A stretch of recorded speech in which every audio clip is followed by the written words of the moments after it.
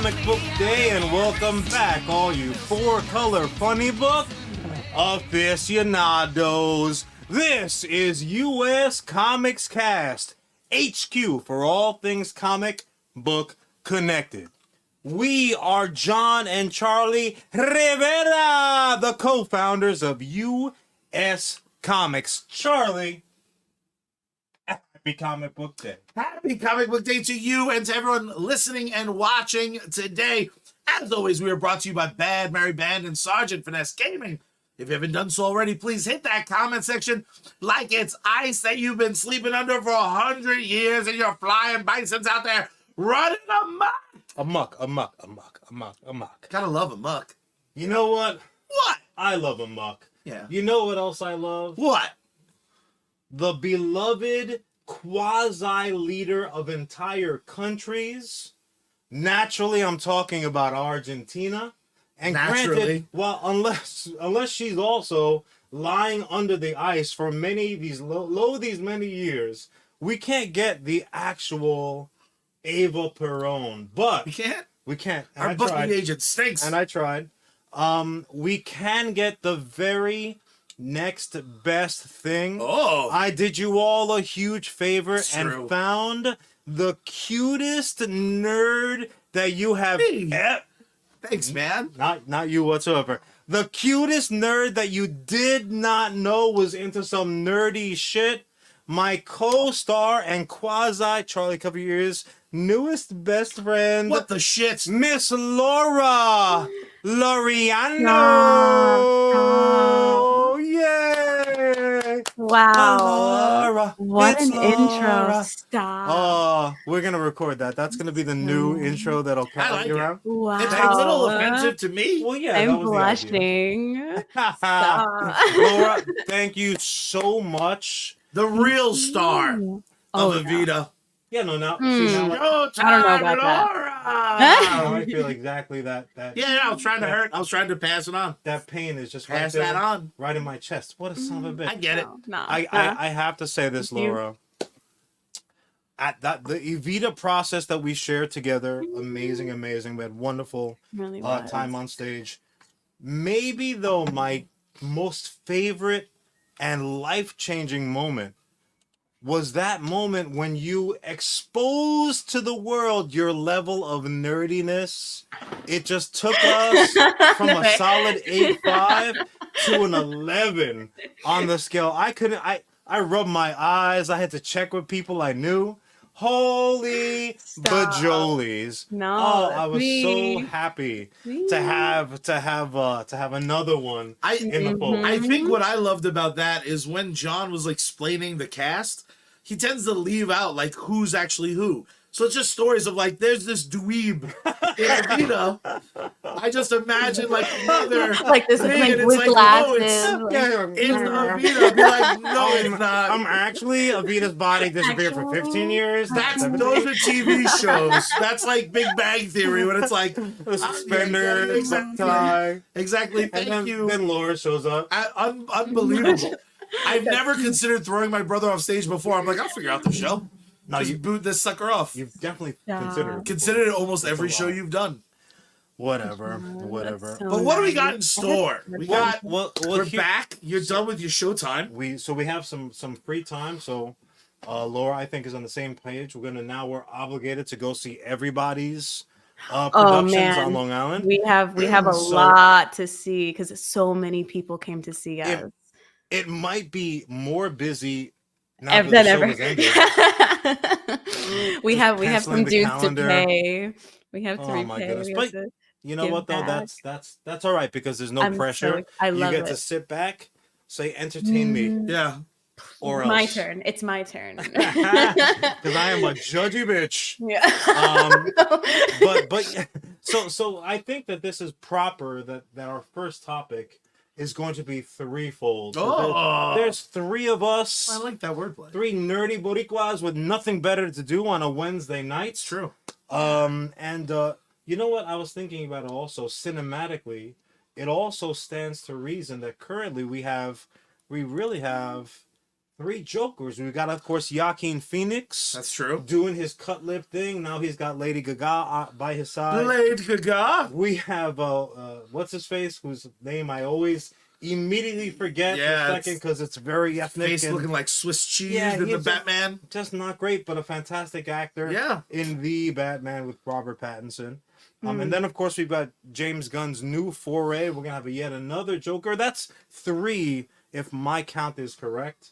And the concept of 3 Jokers is not a new one. Not only is it not a new one, not a fucking good one. Because I don't know how precious you What get a with stuff, hateful Laura. dude. I suspect in our next segment when we're talking Avatar, The Last Airbender, I imagine that's where your geek flag is gonna fly. It's gonna fly. We're gonna dive into John's special brand of nostalgic nerdiness in our third segment. I'm so excited. We're gonna try to successfully sequelize The Last Dragon.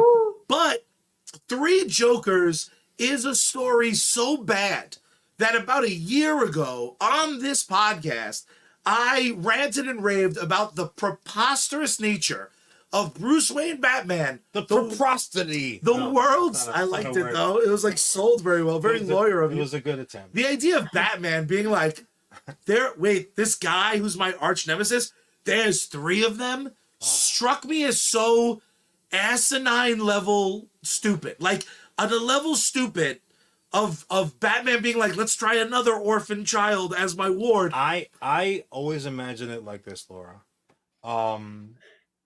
SNL, even USComics, it's very rare that it's a singular voice, unless you're Stephen King. Most people don't just sit down and pop out a full idea from beginning to end in the middle, and they've got little, I'll kill this person and it'll be great. It's usually a group effort, right? So again, I imagine that writing room over at DC, and you know, like the famous the Gremlins 2 bit. It's in the movie. That somebody just threw out this like terrible idea. Well, what if instead of Joker being one person, you know, who's like friggin' awesome because the character is one that everybody knows, even if you don't like him, everybody knows and everything that he's done.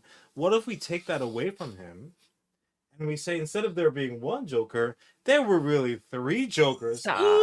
And like they were waiting for that punchline to land, and then some decision maker said, "No, it's a great idea, Bob. Let's run with that." Yeah. What are you supposed to do then? Yeah, they know I was just kidding. Yeah, about you that? get challenged, and instead of taking this opportunity to be like, if we're gonna have 3 Jokers, we should have 1966 Romero with a mustache Joker. We should have Nicholson Joker, and then let's do fucking Mark Hamill Joker. Like, when in the list of good idea, bad ideas. You're changing my mind. Well, that's what we want to talk about, though, because I don't love this nerdy bullshit to find reasons to hate it.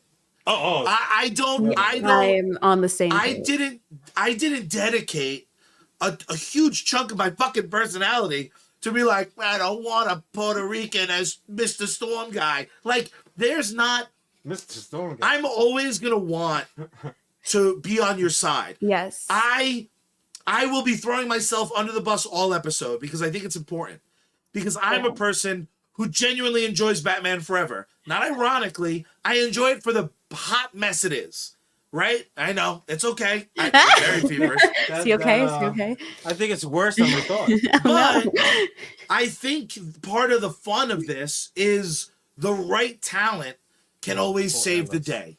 So as bad of a concept as 3 Jokers was, it took one of my favorite writers of all time, one of my absolute, I think he's a legend in the field right now, Chip Zdarsky, who I've talked about so often regarding his Daredevil run. It's embarrassing. He did like 180 issues of Daredevil, completely, once again, helped solidify and redefine that character. Yeah. DC has now turned to him for that same magic with his Batman run. Now, Batman's a character, you don't get to write for fucking Batman unless you're a big swinging writing pencil. You know what I mean? Right. So a big swinging writing pencil. That's right. Those are thoughts. You've seen Batman's Batcave. He has a giant penny. That's You know he what's has on a his giant business pencil? card. Exactly. Like, my name is Chip. Yeah, exactly. So when Chip dedicated the last 3 issues of his Batman run, I believe it's Batman 141, 142, and 143. He's got it written down. He doesn't believe He it. dedicated that to Joker Year 1. I was immediately petrified. Yeah. I hate the 3 Joker story. I hate Year 1 shit. Because every Year 1 in comics is the same. It's like, I'm not good at this yet. Be like, I don't... So this character that you like, he's not good at anything that you like him to do. He's fucking terrible. It would be if the Evita musical was just that first song, and it's like, just this musician she's dating. Like, that's the whole show. He's kind of a dick. Be like, I don't give a fuck about this. So... my very, very topical Evita reference aside, Chip Zdarsky came in and there's some 1941 people were like, oh. He did what I thought was miraculous, and he undid the stupidity of 3 Jokers without retconning, without having to pretend that issues just last year or 2 years ago just happened. And DC has a very bad track record of doing exactly that. I mean, the new They're 50... like, oh, you didn't like it? Just kidding, it never happened. New 52, the old 52, the revival of the new 52. Terrible. A lot of times it feels like they have to throw out the baby, the bathwater, the tub, and the house because they write themselves into a corner. What I love about Chip Zdarsky, and people online have argued that it's bad because it undoes what's been established, but ultimately... But people didn't like it, though. That's the thing that always boggles my mind. So if something comes out, it hits the stands, it gets into the theaters, it's on your TV, whatever the case might be, and more people like, rather than complimenting it, why not change it? Why do people like, no, you messed up, now live with it? Yeah. That is such a defeatist mentality. I sincerely don't understand. I think Ellis brings up a good point in his joke that 3 Jokers isn't enough. If we're gonna have a Joker army, every Robin gets his own Joker. Every Robin gets killed by his own Joker. I don't think there's enough green hair. That's true. Dye. Or it would be like the Surge Wendy's pricing, with like green dye is more expensive for the last Joker. Like by the time you get to the one in the Batman. Ironically, you know who owns the green dye manufacturing plant in Gotham? Who? Bruce Wayne. And the rich get richer. Son the rich get richer. Of a bitch. Laura, let's throw it to you right away because we have a tendency to kind of like a runaway train. Not us. Oh, I love it. Joker as a character, as someone who's like, I would say probably for like Batman, DC, it holds interest, but it's not your number one, fandom. How do you feel about Joker as a bad guy? Right, he's got his own movie. That's a level of success that most not villains... only a movie, he got like an art house movie. Well, he's got a good movie. He's got like an Oscar nominated level movie.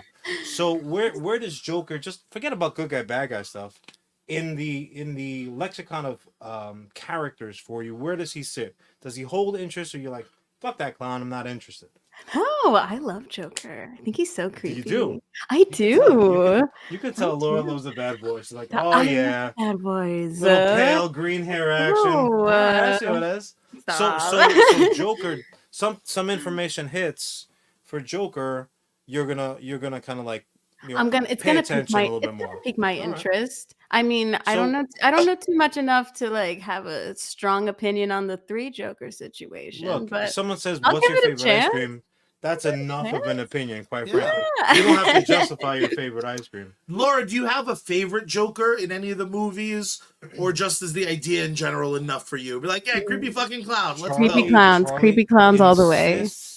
On lists with every... Not necessarily lists, but I think Laura represents who a lot of times gets lost in the shuffle. Yeah. Right? And I think what Chip Zdarsky has done was made sure that Laura and her entrance into Joker and your entryway into Joker, which was the comics, and my entryway to Joker, which was Romero. Yeah.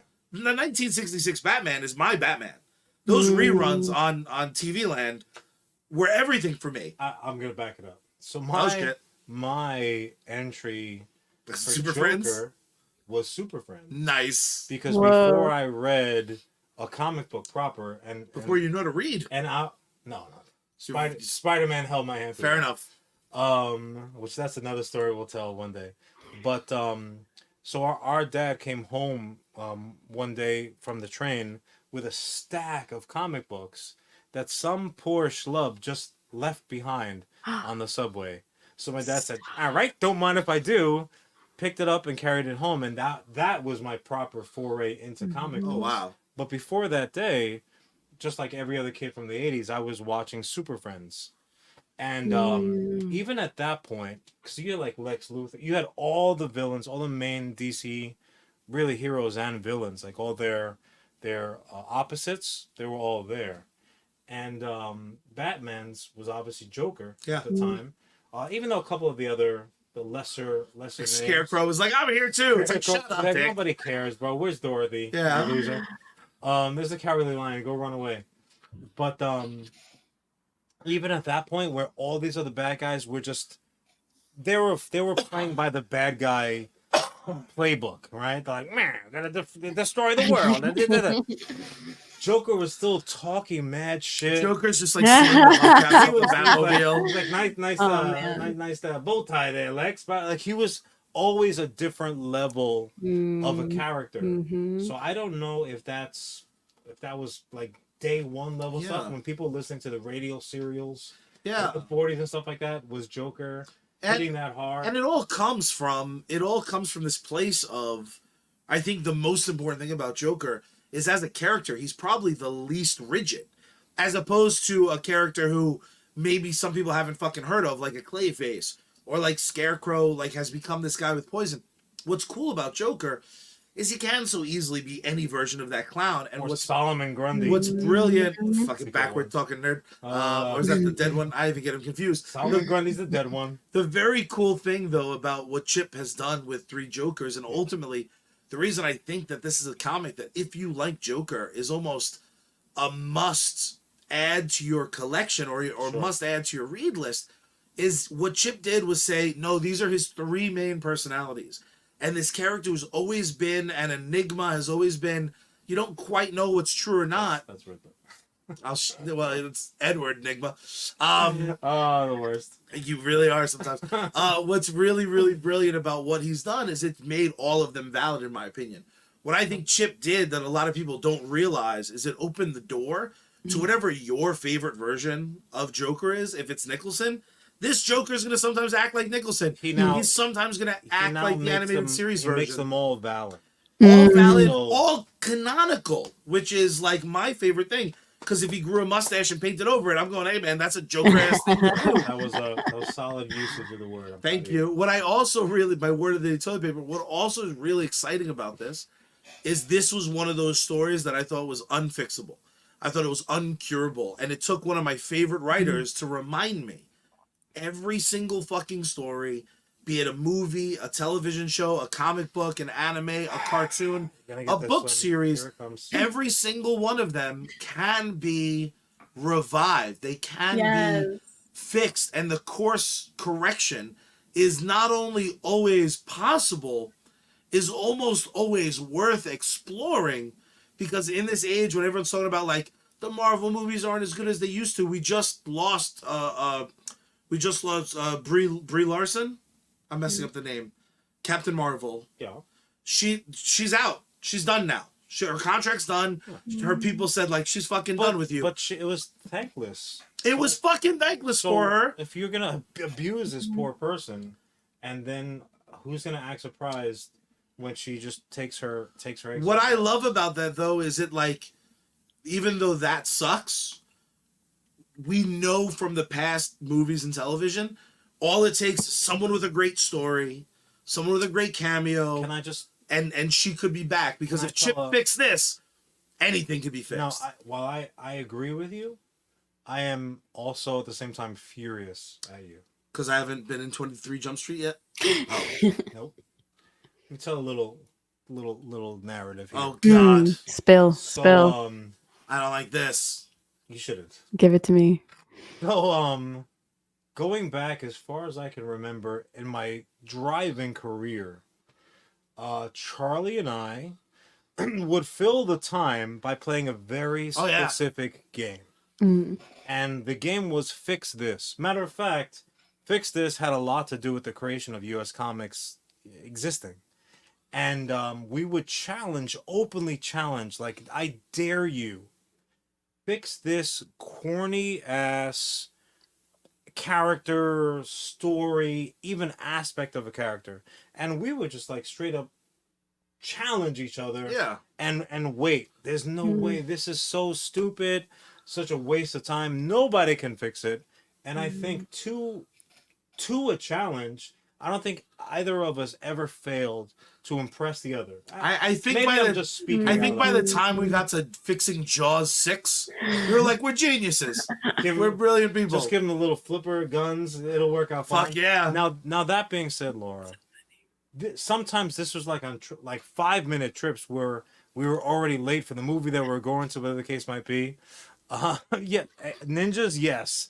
Ninjas always absolutely help. I agree. I was over on Facebook saying you can fix the movie. What? Just saying ninjas like RoboCop 3. Damn straight. Yeah. But I will say this, Charlie. So knowing that, stop hitting me. Having that in your actual DNA, your personal experiences, why would you doubt the professionals? Because the professionals tend to suck. All right, you're gonna spit on me. God damn. You hit me so hard. Seriously. So having a character, Laura, that is near and dear to your heart, like Joker is for so many people, and then having a story that comes out that's really seemingly out of left field or just very different from what you have been used to, and a lot of times the reason why. Do you have any, properties or characters that you were all about? Like you had the Feety Pajama version or whatever the case, and then an adaptation came out and that just made you furious, ball up your fist angry? Or are you a pretty laid back fan?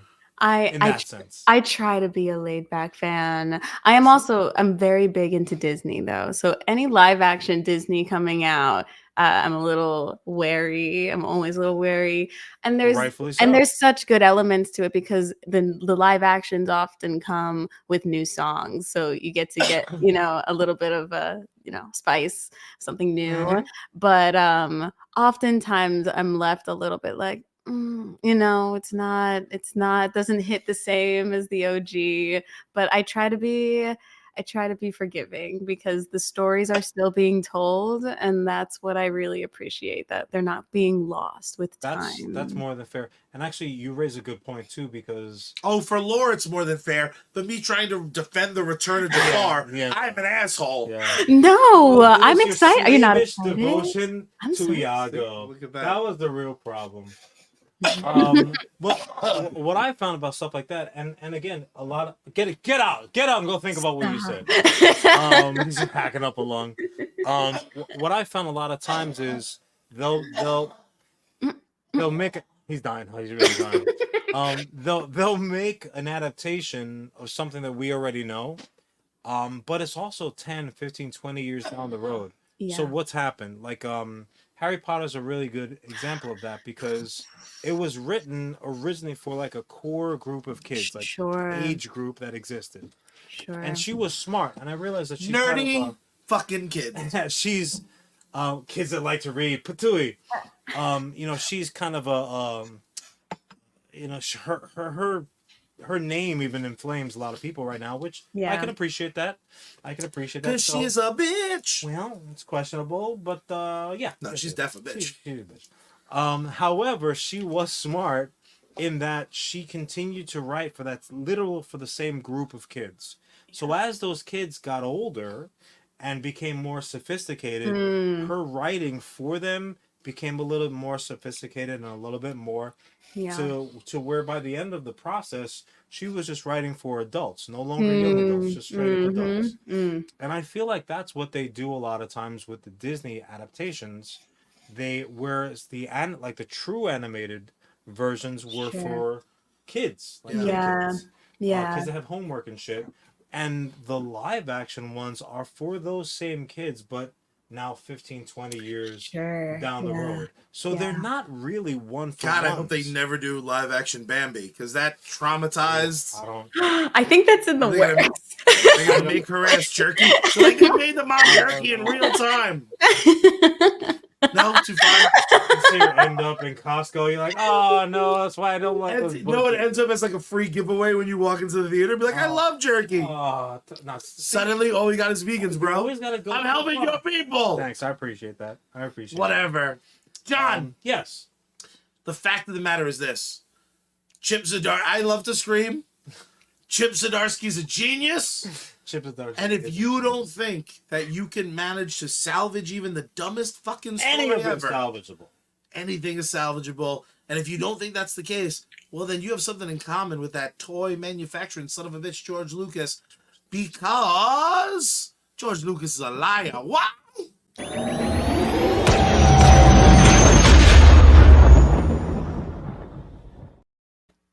Because Han shot first. It's a pro.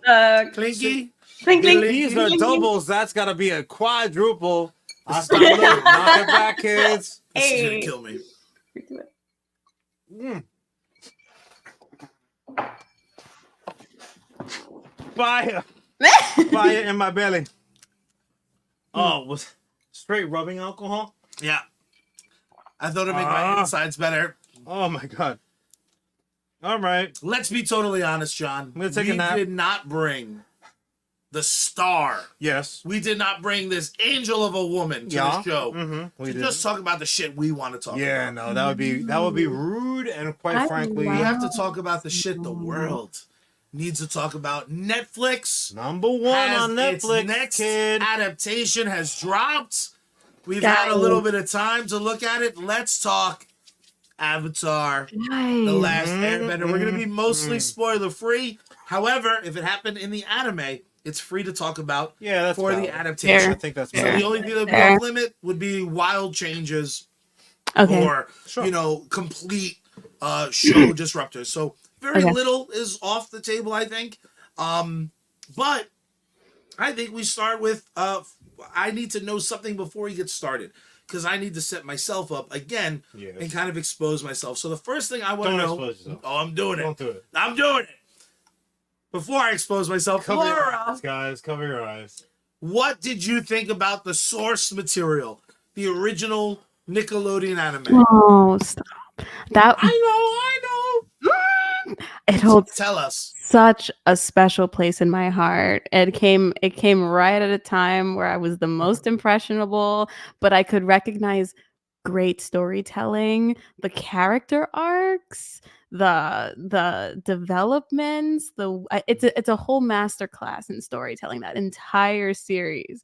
Oh, it's so good. There's no bad Laura words. is a masterful vocalist, but I don't think that I've ever heard her make a prettier sound than that description of Avatar: The Last Airbender, the original anime, American anime, Which I am. Take umbrage. I may have coined that term. Yeah, Let's be honest. I like it.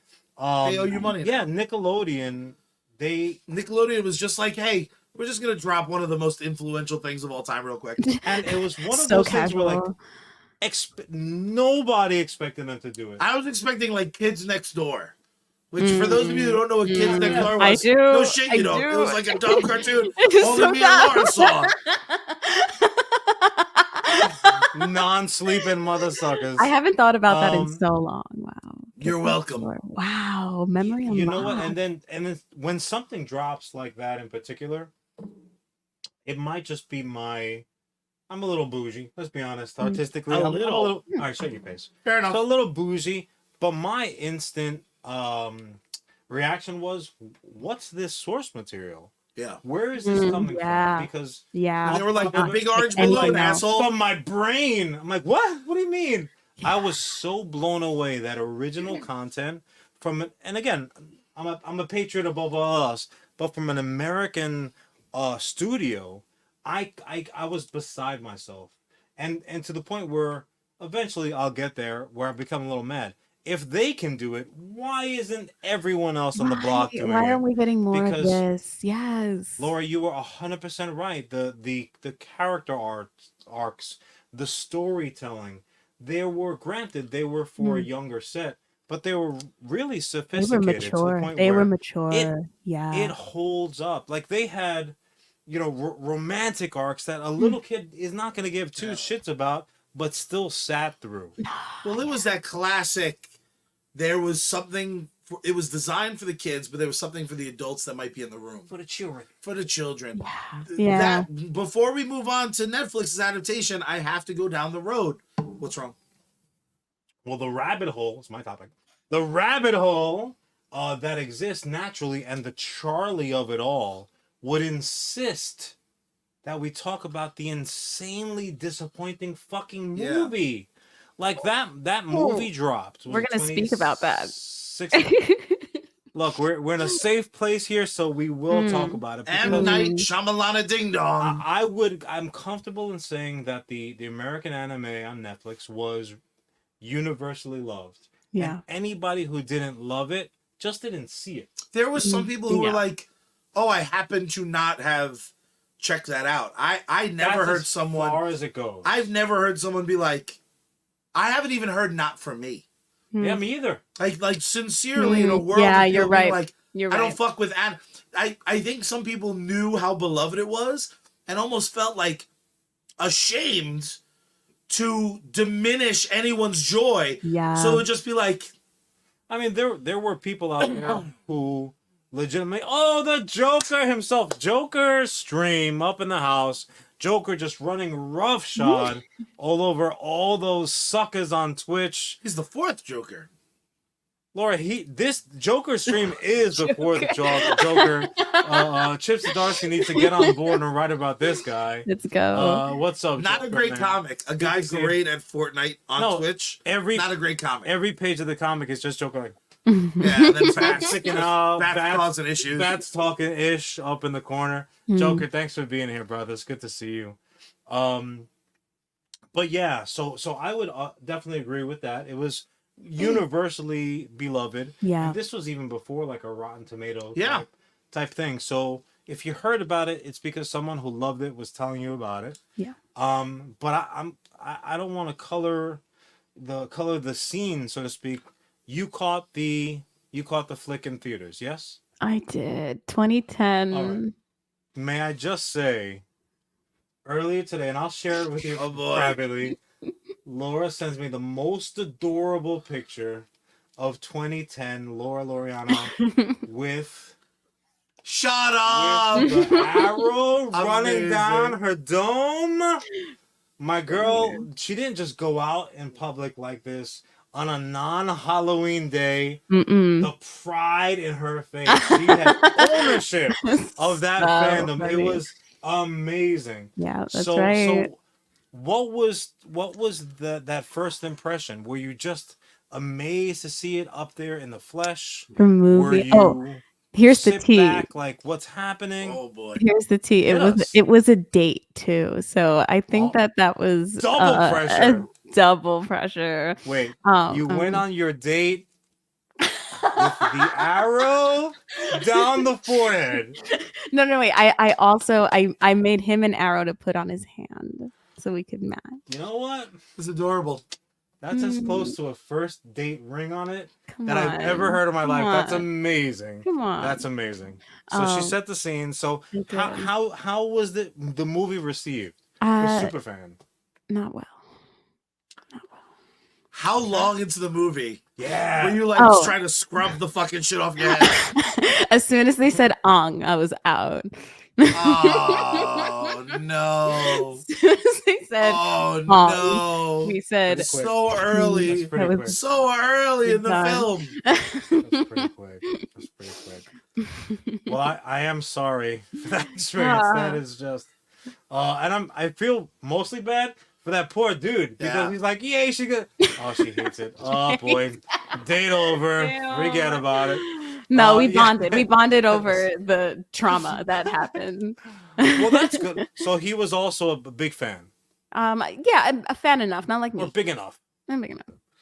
I guess. Look at her. He said he was. He's a like, fan. yeah, sure, whatever. He's like, I love Avatar. That's like all those poor bastards that were like, yeah, no, Barbie's great. She's awesome. I love the color pink. Dum-dums. Amazing.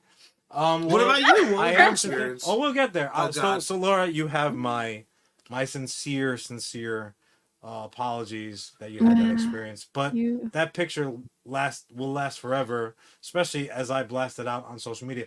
But anyway, full permission. Go ahead. It's gonna be the cover art of the show. Loud and proud. But so I was at that time. I had been pretty lucky. I really had been pretty lucky up to that time in terms of adaptations of things that I was into, not really hurting me. Yeah. So, I mean, Like Transformers didn't hurt you. no, Transformers didn't hurt me because I wasn't a huge Transformers guy. Like I caught it and I had a few of them and whatnot, but You survived G.I. Joe. But I was like, oh well, that stunk. But it wasn't painful. Yeah. The process didn't hurt me. He-Man hurt. Okay. He-Man stunk on ice. And I was a big Dolph Lundgren fan also. I think I was rooting for him in Rocky IV. But you know why Avatar... That deserved at least a smile, you son of a bitch. I'll catch it on the replay. Where it really, really stung was I flashed back to all the people that I tried to put onto it. You know, it's like if you vouch for somebody to come into like a club or a restaurant that you go to all the time, like, nah, he's cool. And then the person acts as a fool.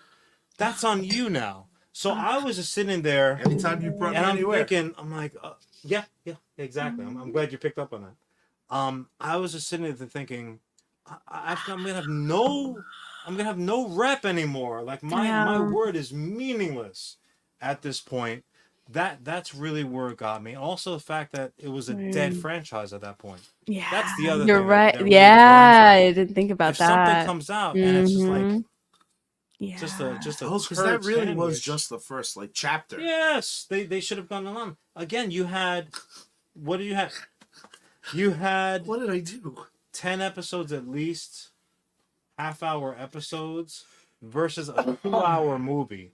You couldn't possibly cover all the ground that was covered in that, even in that first season. And that's also one of my pet peeves when they make adaptations and like, oh, we're going to make the movie. So Dark Tower is my singular favorite thing that Stephen King has ever done. And I love Stephen King.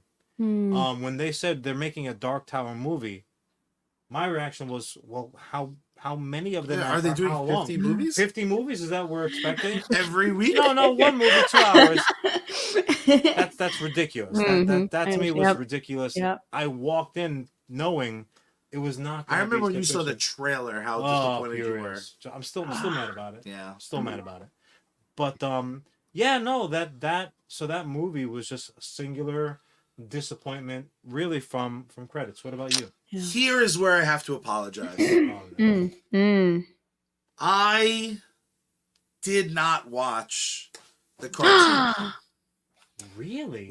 Or at that time? When it came into my life. When it came into my life, much like now, I didn't actually have this unlimited well of time, and it was already. I wasn't a like when Nickelodeon became Nick at Night. Yeah, they did not advertise Nickelodeon. So I didn't learn about Avatar until it took the world by storm.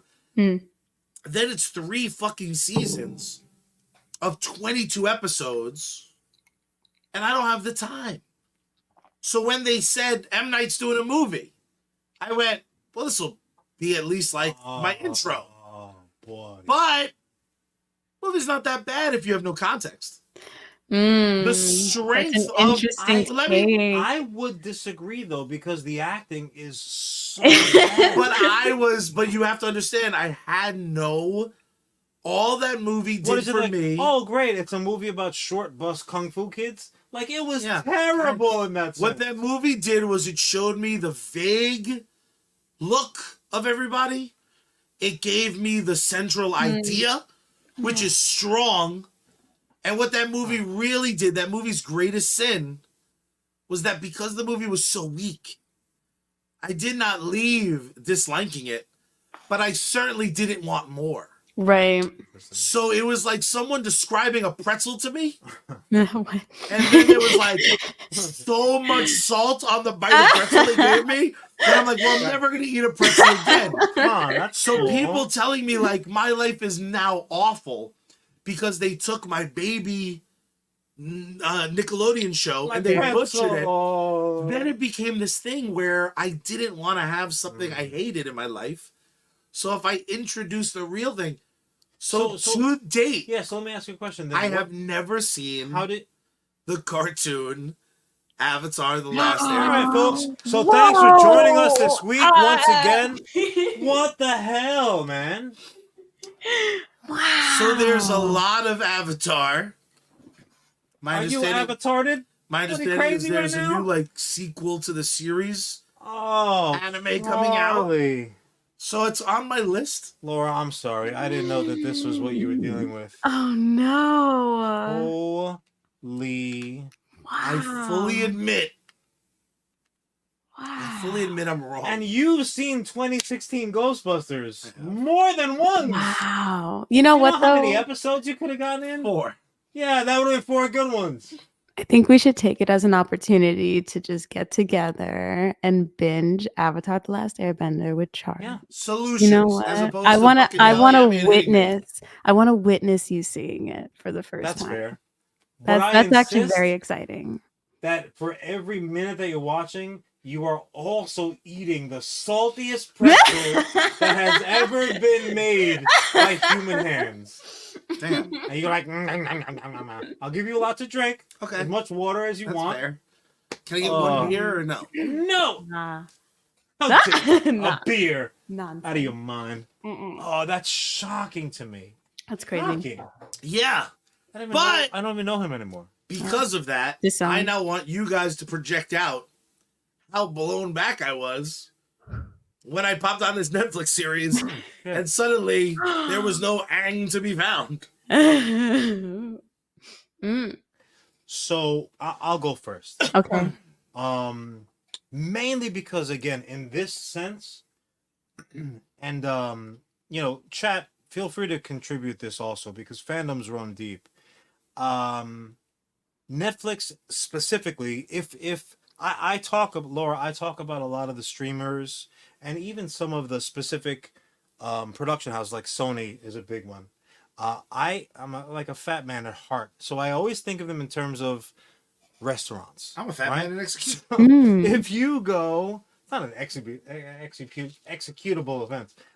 If you go to a restaurant and you're like, this restaurant is great. Mm. I love this restaurant. You don't have the same dish necessarily all the time though. Right. And there are going to be some dishes that you like better than others. Mm. If Netflix was a restaurant, however, they run into trouble Yeah. when the first time that you go to this particular restaurant, the very first thing that you order off the menu is trash. Mm.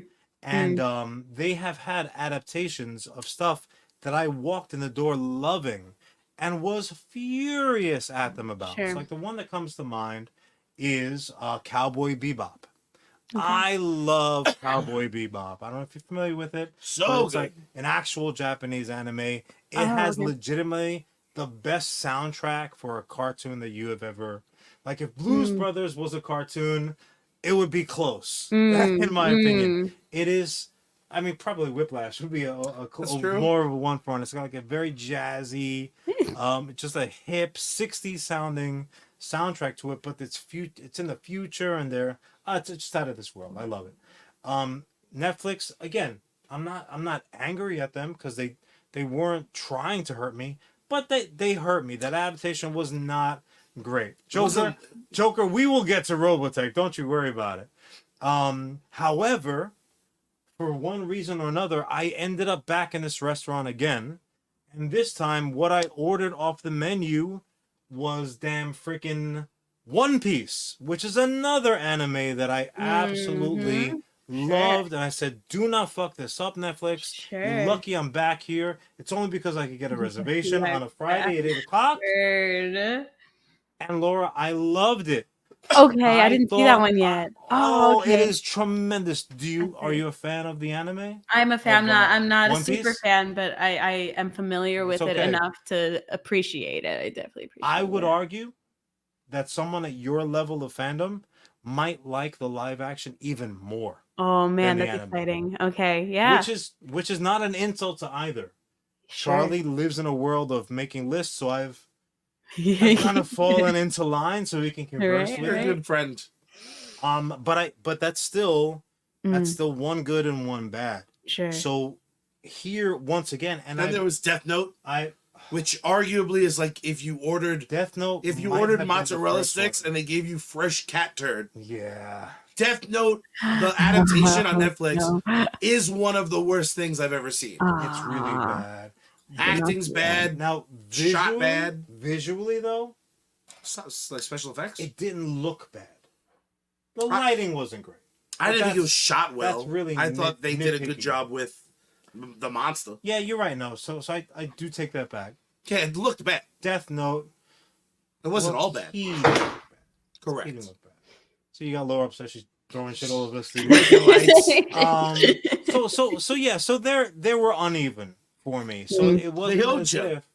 Yeah. They owed you. They did it to me rough. But I did walk in and I was a little bit concerned, you know. Yeah, I me had too. the blanket around me, my knees pulled up to my chin. Apprehensive.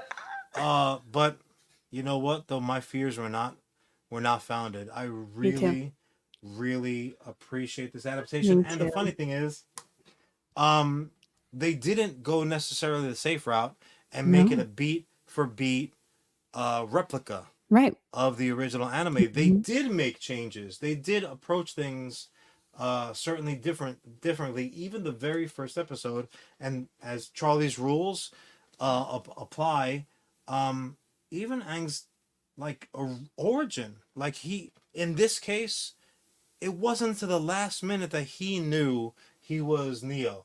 He was gonna break us out of the Matrix. He was that he was, you know, the one. Yeah. To do Yeah. it. Yeah. And then all of a love sudden that. now he's airborne and he hits a storm and Fire Nation is just Mhm. ripping up the place where he grew up. Mm. And 100 years later, we get started. In the original, I'll tell you because you haven't seen it.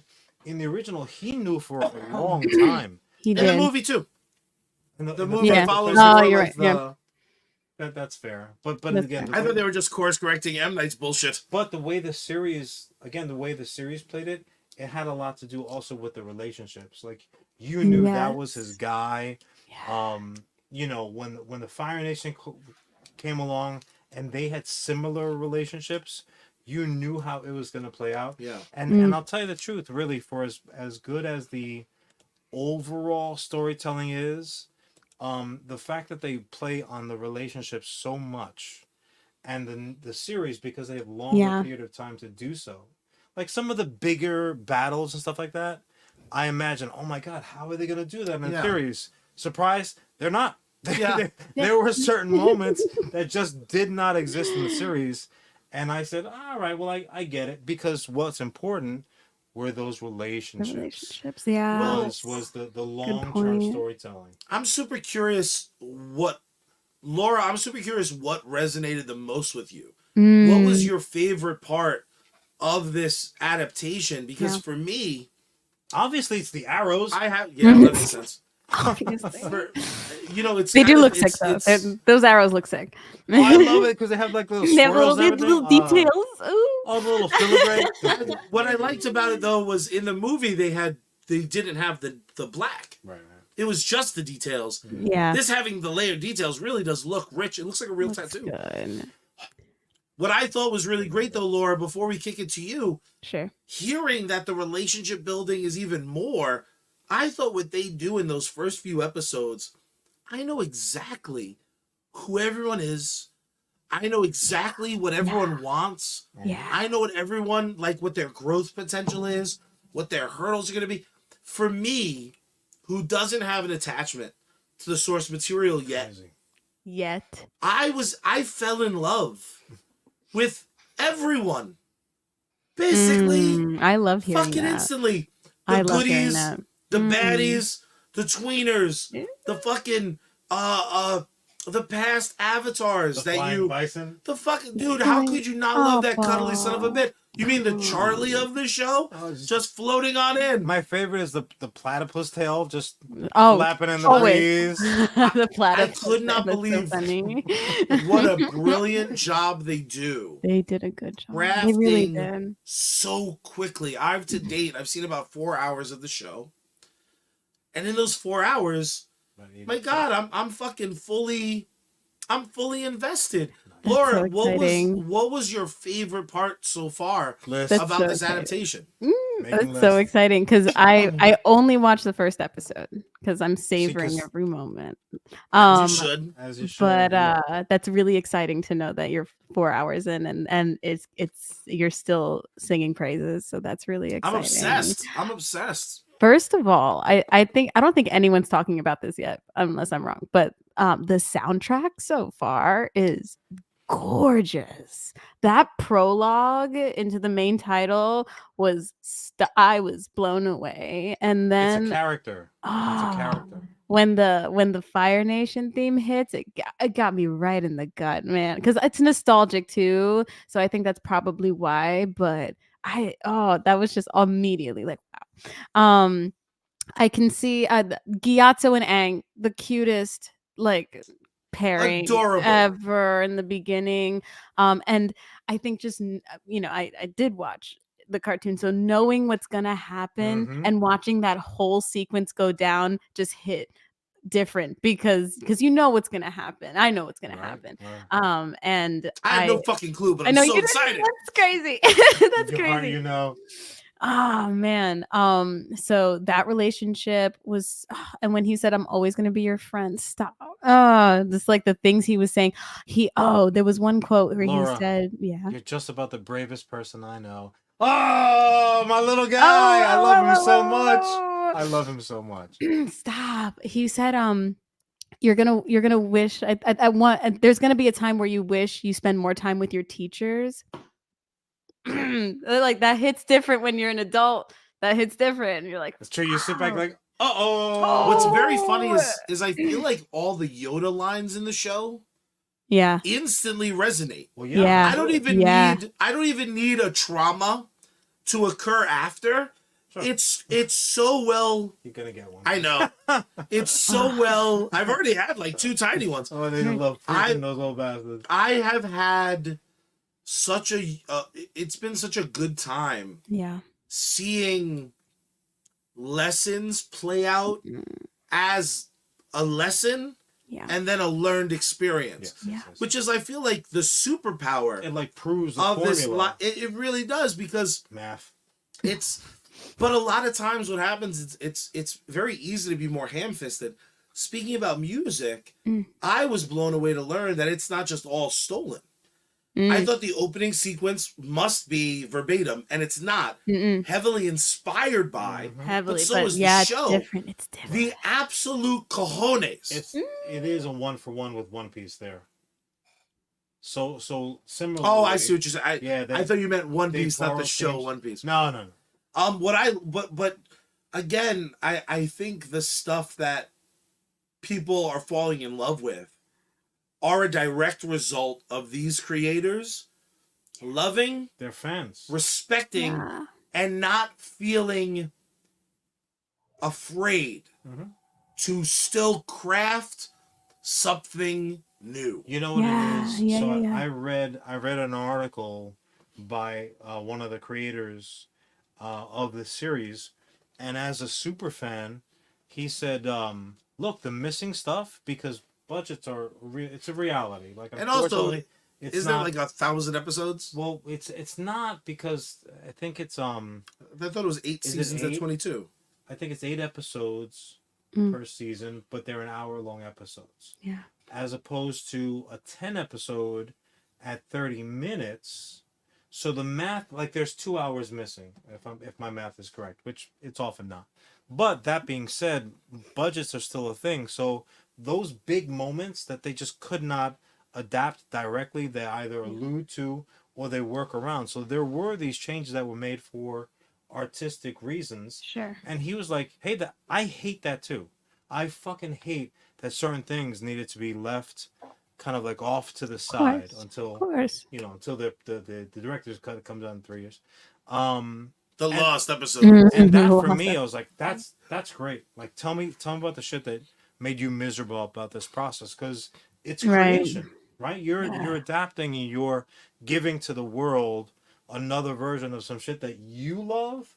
Forget about like trying to make them happy. This cat was trying to make him happy, and I Right. love that. I absolutely Yeah. love that. But there's one other. Well, actually, that's a lie. So I'll hit you with one of them. There's two more of my absolute favorite thing is We're Up Against the Clock. I'm gonna give you one, then we're gonna go back around, and then I'll wrap it. Okay. I'm a sucker.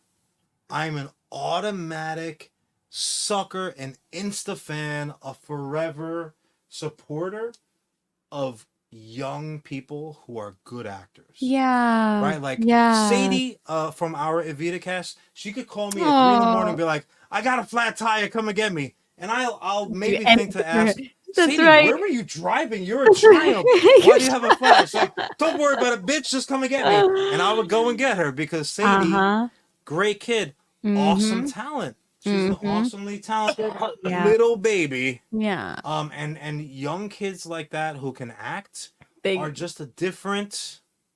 They're just a different level thing. Yeah, Right? I They're like not I even agree. human. They're super Little human. acting robots. Yes, I feel little monsters. I've always felt that way about Stranger Things. I feel like everyone in Stranger Things, watching Stranger Things, I didn't even think about the fact that they were children at one Nope. point.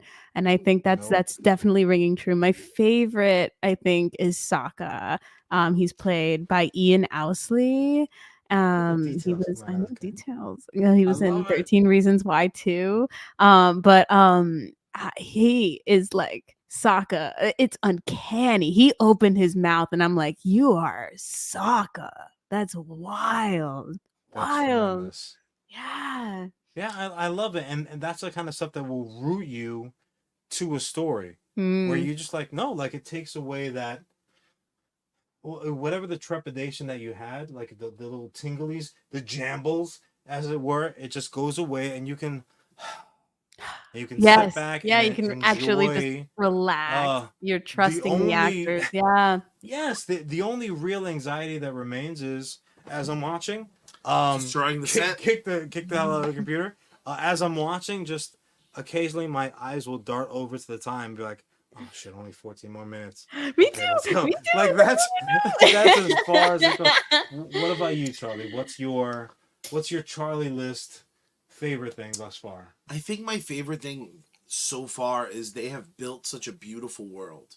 And I know that's like a cheesy thing to talk about. Oh, I it's like it. But that's so when you're valid. able to take on paper none of the lands you see, not the ocean, not the cities, none of it is magic on paper.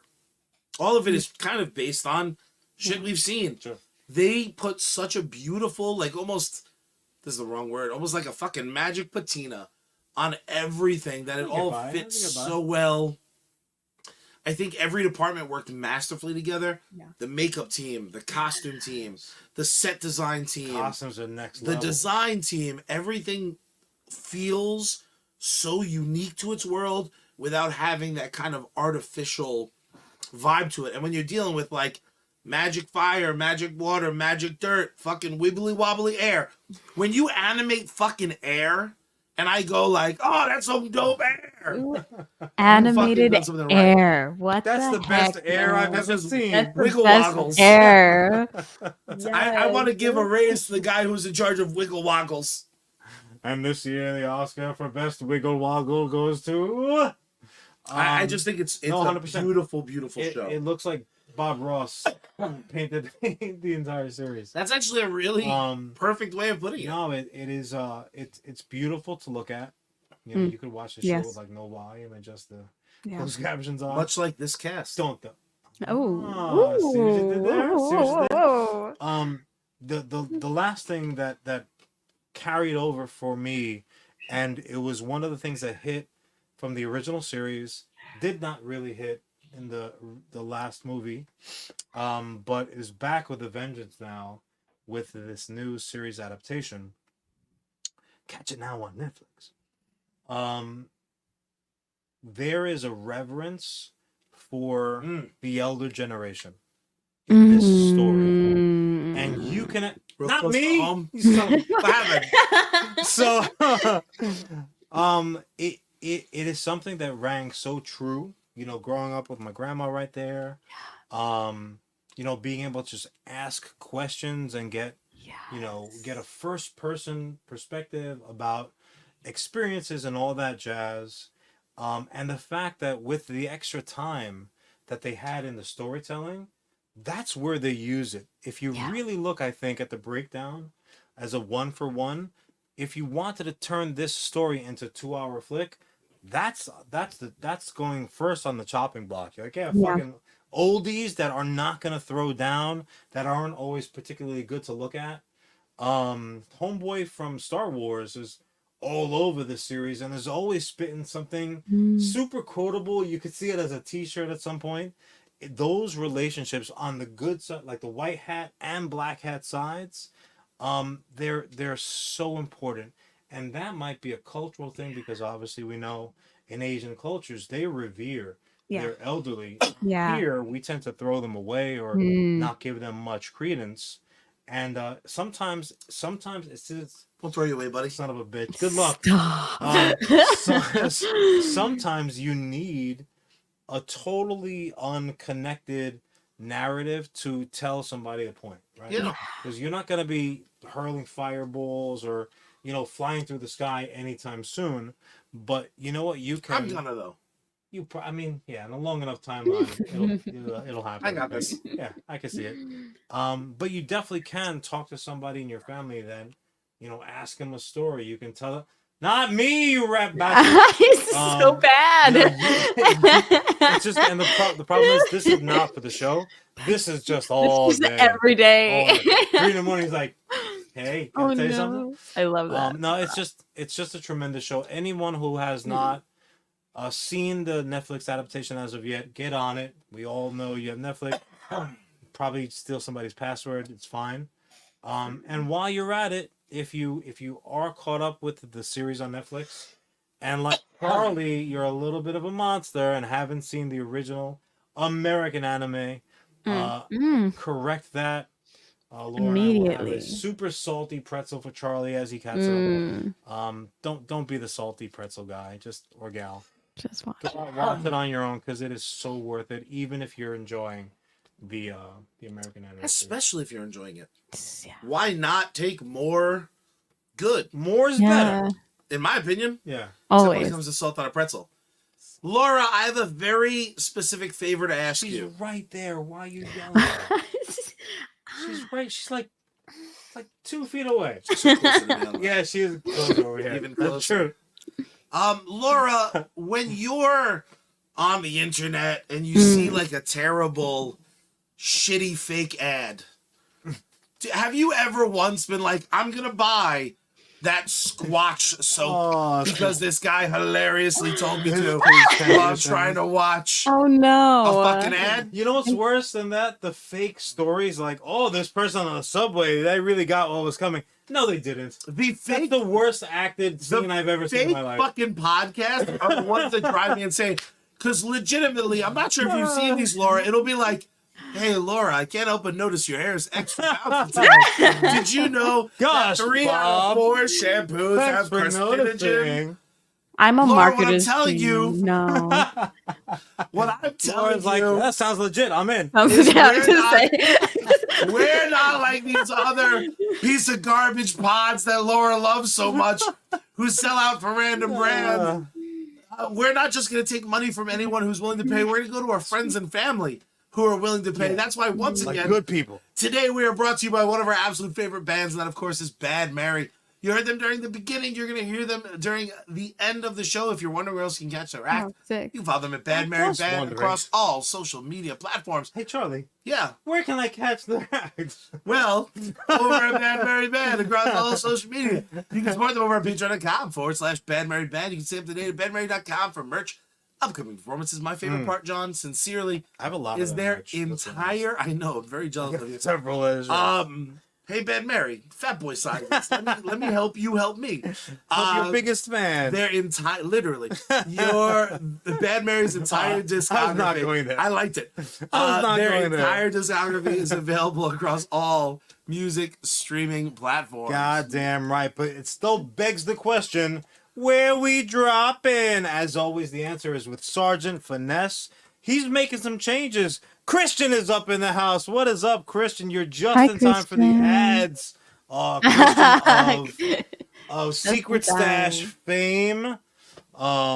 Just handling all that techie goodness for Kevin Smith and Company over in the Jersey side. Christian, thanks for joining us, brother. But yeah, absolutely. Sergeant Finesse.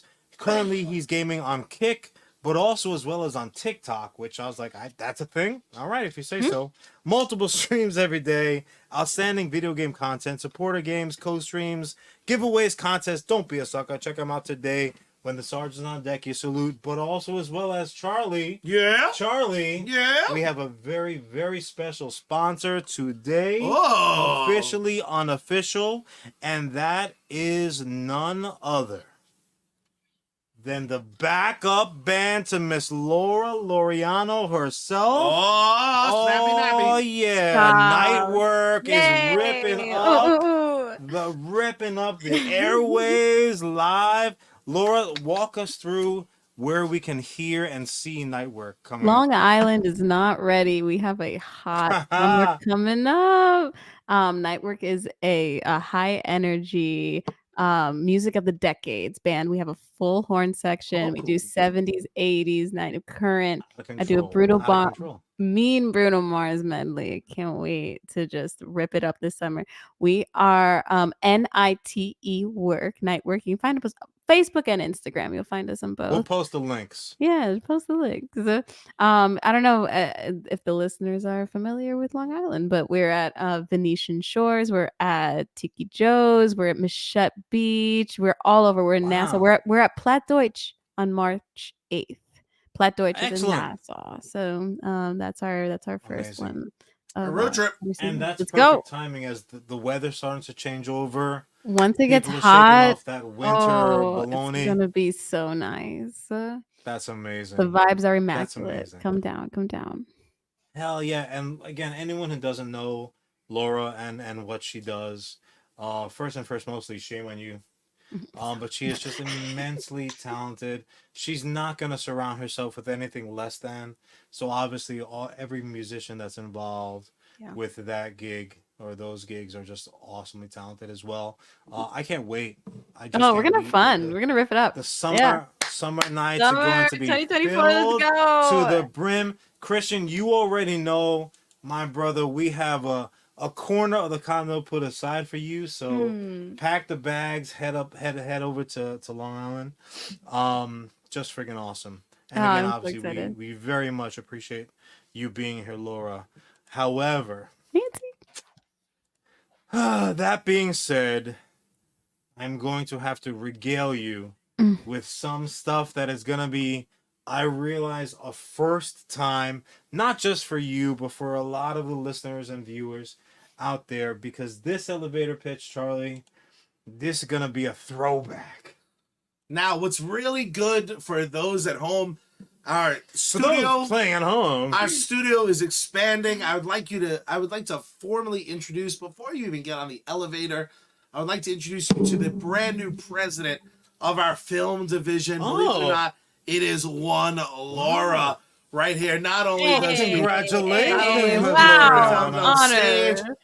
After her leading performance in Avita, we knew we had to hire her on the spot. Sure. I'll be acting as vice president. Like a United Artists situation. Just take the talent and put them right behind the desk. So before we get started, though, I wanted to take us on a little way back trip to the original Last Dragon film for those of you who may not be familiar. In New York City, a young man searches for a master to obtain the final level of martial arts mastery, known simply as the Glow. Along the way, he must fight a martial arts expert corrupted with power and rescue a beautiful singer from an obsessed music promoter. Our friends, that was The Last Dragon. Laura, do me a favor. Hit the button for the elevator and let's get started.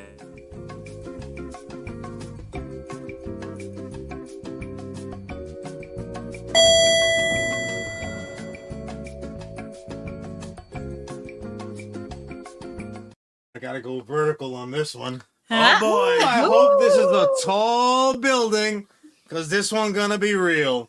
And I will do my very best to stay on point. Feel free to smack me back onto the course if I go off track. Done and done. Harumph.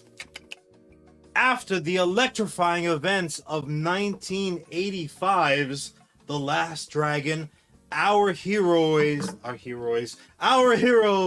Leroy Green Jr., aka Bruce Leroy, played of course by the guy whose autograph I have, Tamak.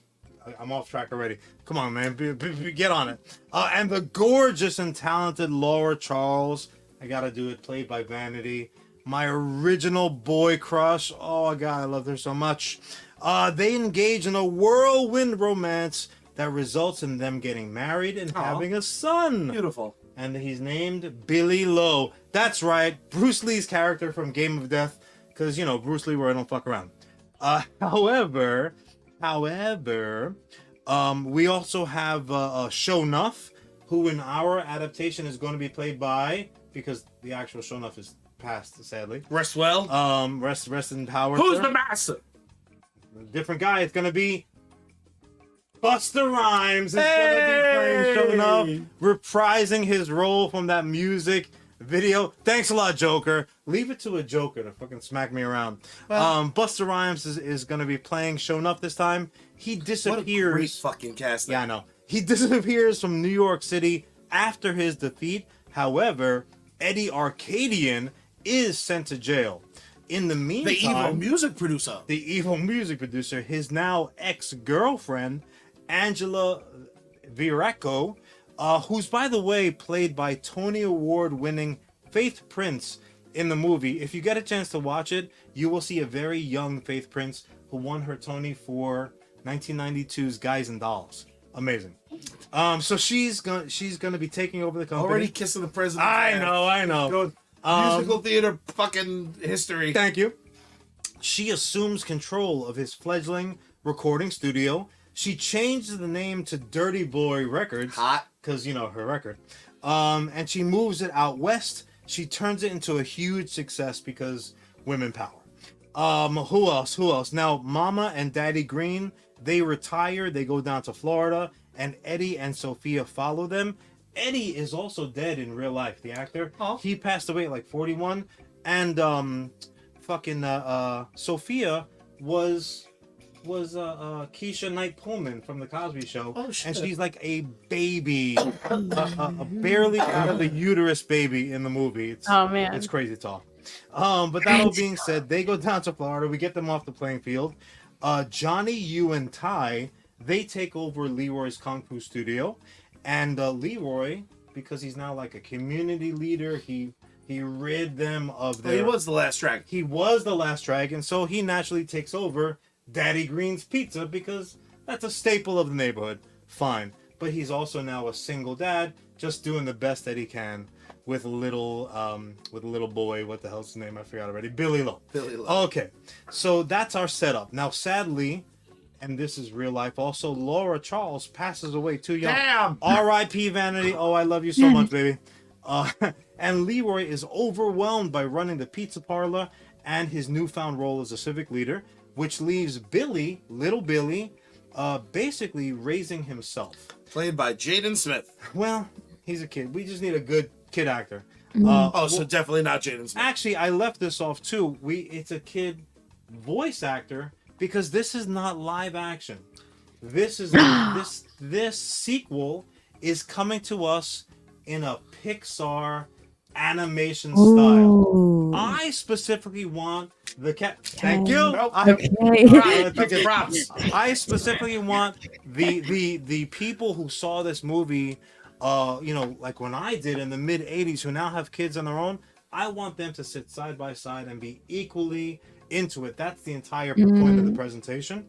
So this is going to be, these are voice actors. Again, Timac is like 50 years old, and we have been playing 30 something ish. So the timeline being what it is, this takes place, it's like a period piece. It's like the year 2000, 2002 maybe. Oh, cool. So yeah, so a little bit of little funsy, like, oh, Tamagotchi, that's adorable. Yeah. So that's our setup. So here we go now, and let's see what happens. All right, so now Billy's doing the best that he Makes can. the rest up. Yeah, my cat's fine. Anyway, I'll get rid of this. So Billy is again really raising himself.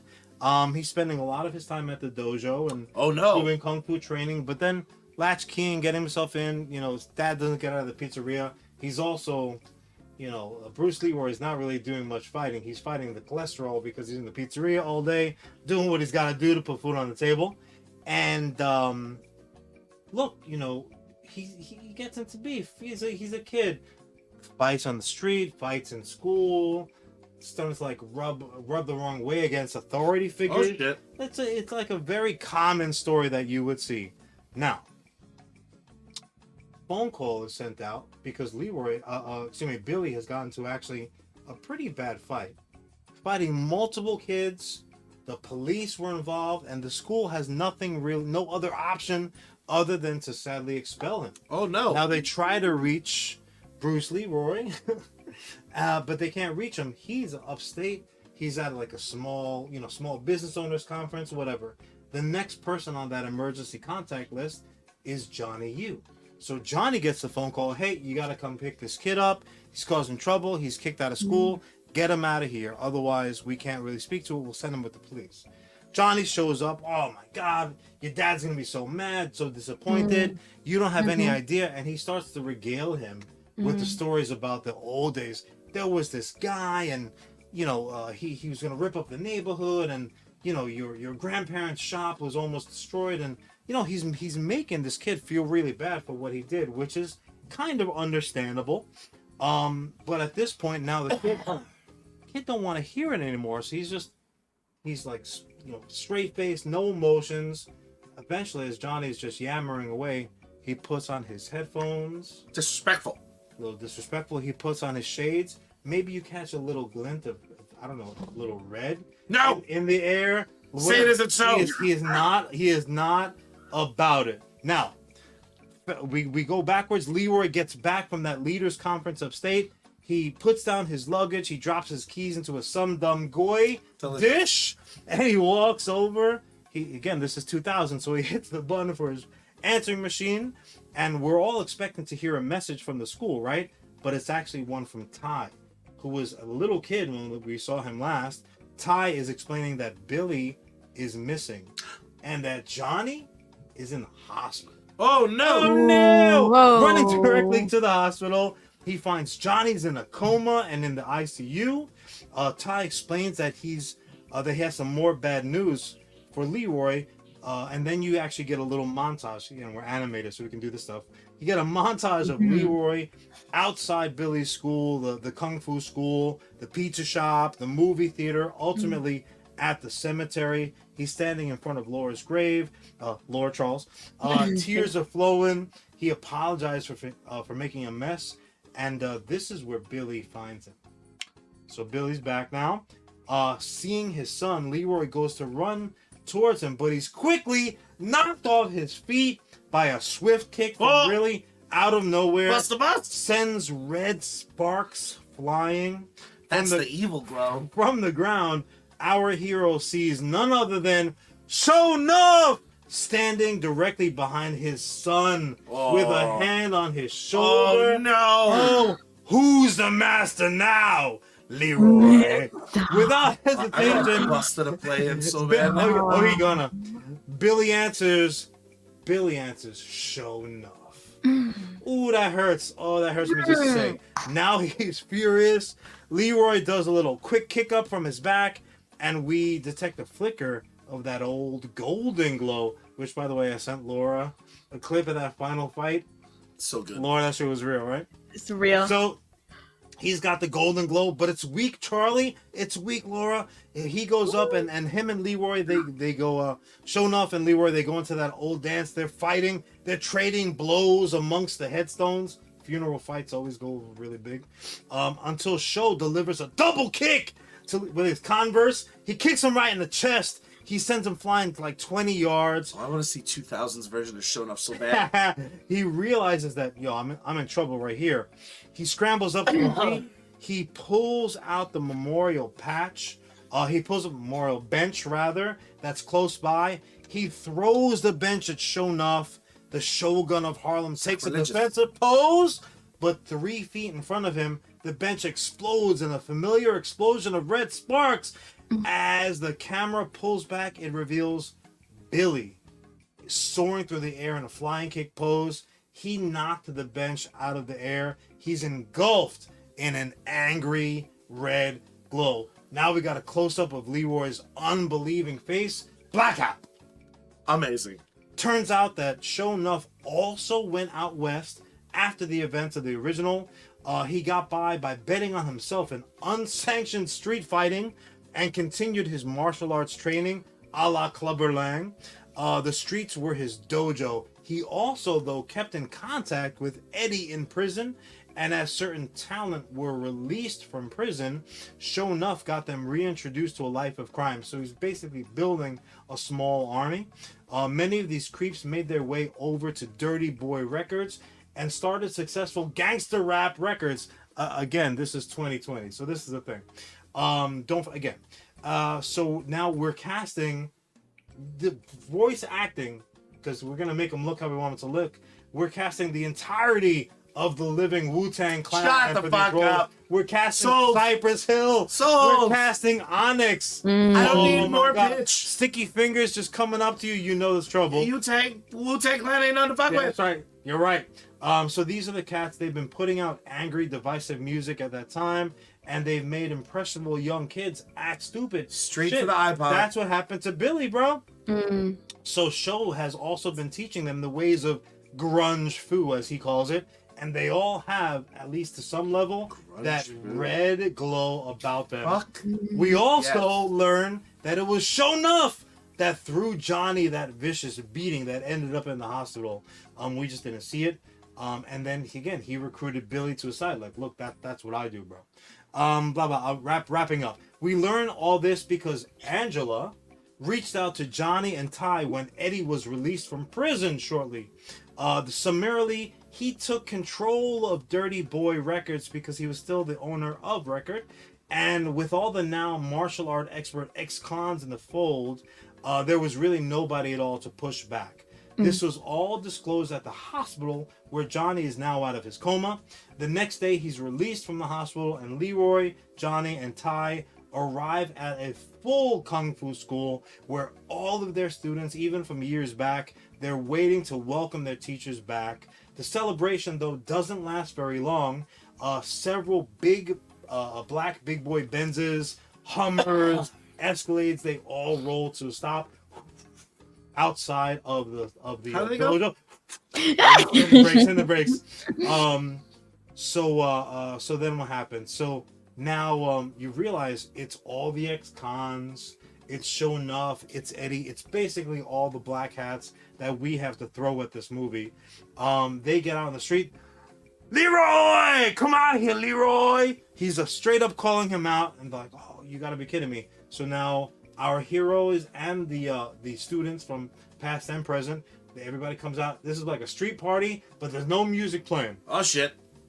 Everybody comes out, and Bruce Leroy, he's true to his name. He says, hey, look, you've already won, Eddie. You're rich, famous. You've turned my son against me. And Eddie's like, I haven't won till you and everything you love is destroyed. Shonuff then kicks in. Plus, you owe me.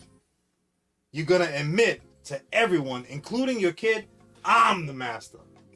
I don't know, buddy. I seen the movie. Now, at that moment, Eddie is hit in the head by a handheld radio, thrown from the second floor of the building across the street. An old woman yells, shame on you. And he's holding his head, and he yells at her, shut your trap. The two sides rush at each other, Braveheart style, and we get like a 1980s kung fu flick, just everybody kicking and fighting and throwing hands. Could an argument be flying. made that like everyone was kung fu fighting? Charlie, everyone and their mama was kung fu fighting. So That's they're right. throwing down, and ultimately, again, just like a Braveheart type thing, Bruce Leroy, and sure enough, they end up kind of like, they throw a kick here or there to some nameless sucker, but they're gonna end up in front of their equal. So then what happens? So the entire roster of Dirty Boy Records versus the student body of the Kung Fu Studio are throwing down. Leroy and sure enough square off. Show's red glow is strong and constant, whereas Leroy's is kind of flickering, kind of like a little faded, but he's still gonna do what he's gonna do. Now his students, they do try valiantly. They're overmatched, and it becomes obvious somebody's gonna cough their lungs out. Somebody's gonna really get hurt badly. So Leroy points at Show and he says, "You and me, nobody else. If you beat me, everyone will know you're the master." So now they're battling one-on-one, and everybody else is just like a high school fight. Kumate! Charlie, I imagine it like high school days, like, just everybody in a circle, keeping the teachers out. So Oh. fuck it, we're going higher. So now they're battling one-on-one. Everyone else forms that big circle around him. He's holding his own, is Bruce, but he's increasingly losing ground. Billy's eyes are glowing a vibrant red as he watches this fight between his father and his teacher, Evil. His master. Every time Show kicks, throws a punch, whatever the hell, it's taking more and more out of Leroy, and it's kind of obvious. He punches him one time. He sneaks a shot on the two. Like, if he knocks him to the crowd, the fucking Dirty Boy guys, they'll throw in a couple of shots at the guy. Like, why not? Nobody's looking. And it's really starting to do some extra damage. Now Leroy staggers towards the middle of the circle. Shonuff preps himself for that finishing blow, and he yells at the top of his lungs, "Harlem, who's the most?" And he only gets that far. His chest seems to explode in a storm of golden and just a tiny bit of red, sparks and electricity. He flies backwards like a rag doll, one Converse sneaker flying right off his foot. He hits the brick wall of the building that once held Seventh Heaven. Every head now turns, and they see Billy fully engulfed in a strong, pulsating, golden glow. He walks over to his father. He extends his hand, and as Leroy takes it, "Take my hand, you son of a bitch," his own weakened glow, his own dim golden goodness gets strong once again, baby. He's back. He stands up once again. It's burning bright. Seeing this, Eddie's troops change their act altogether. Like, whip, time to get going. And they basically piece the hell out. That golden power provided they beat the holy hell out of the entire roster of Dirty Boy Records. We're just seeing them getting thrown all over, beat to shit. Now, although the punks laid low and Leroy and Billy standing victorious, those victors look around for Eddie and Shonuff. Like, these guys were the problem. Camera pulls back to reveal a relatively untouched Escalade, and Eddie and Show are in the front seat. "You all can keep Harlem. We're going back to Cali," yells the former Shogun of Harlem. Awesome. They peel out, and they're out of the scene. Shouldn't we chase them?" asks Billy. But as the defeated rapper / ex-cons rise to their feet, the leader, Method Man, he replies, "Nah, dude, we got these flat-leaving punks. Now they got beef with us too." And as the high-end vehicles roll out, our heroes, students, and neighborhood folks begin to clean up.